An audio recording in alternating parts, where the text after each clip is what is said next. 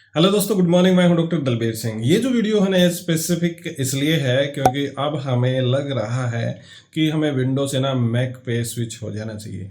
अब विंडो को यूज़ करते करते ना, मतलब विंडो को यूज़ करते तो मैं क्या बताऊं कि जब मैं शायद ग्रेजुएशन के अंदर था, शायद ये बहुत पुरानी बात है कि उस समय पे ही विंडो को हमने यूज़ करना शुरू कर दिया था और बहुत सारे विंडो अलग अलग ढंग से यूज़ किए, अलग अलग लैपटॉप पे, अलग अलग सिस्टम पे, अलग जगह, मतलब सब जगह ना अलग अलग प्रकार का एक्सपीरियंस विंडो का रहा है। परंतु मैकबुक पर अभी तक का जीरो एक्सपीरियंस है। कभी सोचा भी नहीं था कि हम मैकबुक पे जाएंगे। मुझे लगता था कि बहुत ही महंगे प्रोडक्ट हैं और इस पर नहीं जाना चाहिए, पैसे वेस्टेज हैं वगैरह वगैरह, बहुत सारी चीज़ें हैं। परंतु अब ऐसे लगने लगा कि हमें मैकबुक पे स्विच करना ही पड़ेगा और इसके कई सारे कारण हैं। अब कई सारे कारण में से ना, पहला कारण तो मैं आपको ये बता दूं कि जैसे ही वीडियो एडिटिंग में हम घुसे, और ये लगभग 2 साल के आसपास की बात हो गई जब मैंने क्वेस्ट इंडिया चैनल बनाया था, और उसके बाद में फिर मैंने एक व्लॉग भी बना दिया। उसके ऊपर क्या है कि डेली से रिलेटेड कुछ भी अपना एक्सपीरियंस है जो वो फीड करने के लिए, क्योंकि क्वेस्ट इंडिया एक एजुकेशनल प्रॉपर चैनल है तो मैं उसके ऊपर कुछ भी नहीं डालना चाहता था। और व्लॉग के ऊपर मैं कुछ भी डाल देता हूँ, मतलब जो मेरी मर्जी आई, जैसा मैंने एक्सपीरियंस लिया, कहीं पे मैं घूम के आया तो वो सारा कुछ उसके ऊपर डाल देता हूँ। अब ये सारा ना एडिटिंग करना पड़ता है तब, और मेरे पास विंडो का जो एचपी का लैपटॉप है वो कोर i7 है और वो 7th जनरेशन का ही लैपटॉप है।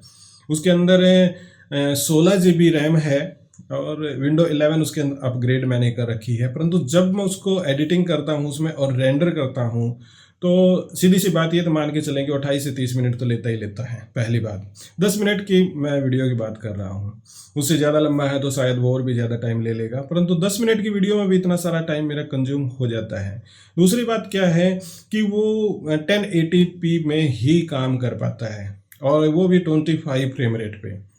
और मेरे पास जैसे मोबाइल है वो गलेक्सी S21 अल्ट्रा है, तो इसके अंदर रिकॉर्डिंग ये शायद 8K तक भी कर देता है। और इसमें ना 1080p में मैं 60 फ्रेम रेट पे भी वीडियो रिकॉर्ड कर देता हूँ तो उसको हैंडल ही नहीं कर पाता। UHD के अंदर इसकी वीडियो क्वालिटी मोबाइल के अंदर काफ़ी अच्छी आती है और उसको हैंडल नहीं कर पाता है। यहाँ पे आप देखिए कि ये लगभग 15 मिनट नहीं, 14.5 मिनट का ये वीडियो है। और जब मैं इसे रेंडर करूँगा तो आप इसका टाइम देखिए कि टाइम कितना ज़्यादा लेता है। मतलब क्यों स्विच करना पड़ता है एक लैपटॉप, क्यों मैकबुक पे जाना पड़ता है, उसका एक रीज़न ये भी है क्योंकि ये टाइम कंज्यूमिंग टास्क बहुत ज़्यादा है। अभी एक बार स्टार्टिंग में estimated time remaining 26 minute 28 second ऐसा दिखा रहा है। और ये जो वीडियो है ना, यहाँ पे आप देख लीजिए कि 1920 और 1080 या इसको जिसको 1080p कहते हैं, और FPS भी देखिए कि 25 FPS है, मतलब 30 भी नहीं है, 60 भी नहीं है। अब आप देखिए कि इसको रेंडर होने में 28 मिनट ये दिखा रहा है, परंतु वास्तविक नहीं है ये। जैसे जैसे बीच में कई बार ये ना, मतलब 30 मिनट 35 मिनट ये भी ले लेता है। अब पहली समस्या तो क्या है कि वो टाइम ज़्यादा ले रहा है। दूसरी समस्या ये आ गई है कि वो हैंडल नहीं कर पा रहा है जो मैं रिकॉर्ड कर रहा हूँ वीडियो को, और कई बार तो मेरी फुटेज ना काफ़ी ज़्यादा खराब भी हुई है इसी कारण से। प्रॉपरली एक यही कारण रहा कि वो, मतलब उसका जो वर्जन है उसको कैसे मैं कन्वर्ट करूं। कई मैंने सॉफ्टवेयर भी हैं जैसे हैंड ब्रेक वगैरह सॉफ्टवेयर का यूज़ करके उनकी क्वालिटी को डिग्रेड किया है, उसके बाद उसके अंदर काम करने की कोशिश की है, फिर भी मुझे बड़ी समस्याएं आ रही हैं इसके साथ में। तो अब मैकबुक पे जाना ही पड़ेगा। मैकबुक पे जाने का ही क्यों, मतलब मैं एक अपग्रेड वर्जन भी ले सकता था विंडो का।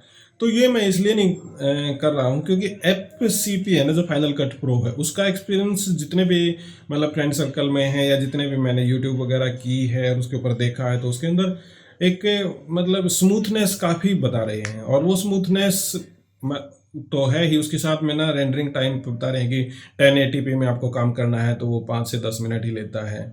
तो काफ़ी मतलब 3 गुना मेरा समय है जो बच जाएगा। और कई बार तो मैंने ये भी सुना कि 1 या 2 मिनट के अंदर कर देता है।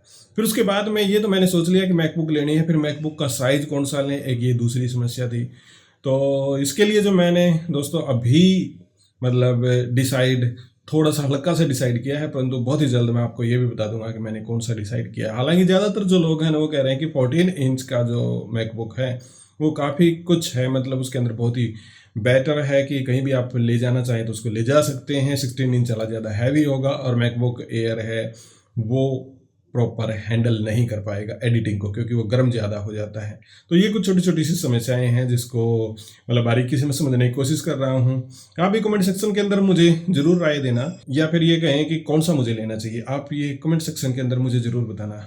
इसके अलावा भी तीसरा एक रीज़न है दोस्तों, और वो रीज़न क्या है कि अब ना मेरे पास एंड्रॉयड यूज़ करते हुए भी मैंने काफ़ी साल हो गए, और ये साल क्या हो गए कि सबसे पहला जो मैंने शायद फ़ोन लिया था वो 2003 में ले लिया था, और उसके बाद में बहुत सारे, पहले नोकिया के काफ़ी चलते थे, नोकिया का फ़ोन लिया, फिर उसके बाद मैं एंड्रॉयड स्विच किया, और आज तक मैं सैमसंग के फ्लैगशिप फ़ोन ही यूज़ करता आ रहा हूँ। सबसे पहले मैंने S3 लिया, S4 लिया, फिर S5 वगैरह तो शायद नहीं लिया था, उसके बाद में सीधा 6 लिया, फिर 8, फिर 9, और फिर उसके बाद में इनका 10 भी लिया, फिर उसके बाद में मैंने 21 अल्ट्रा लिया। तो बहुत सारे फ्लैगशिप फ़ोन मैंने सैमसंग के यूज़ किए हैं, परंतु अब मैं स्विच जो करना चाह रहा हूँ वो आईफोन पे करना चाह रहा हूँ। तो आईफोन 14 की मैं वेट करूँगा, और 14 को मैंने लेना है।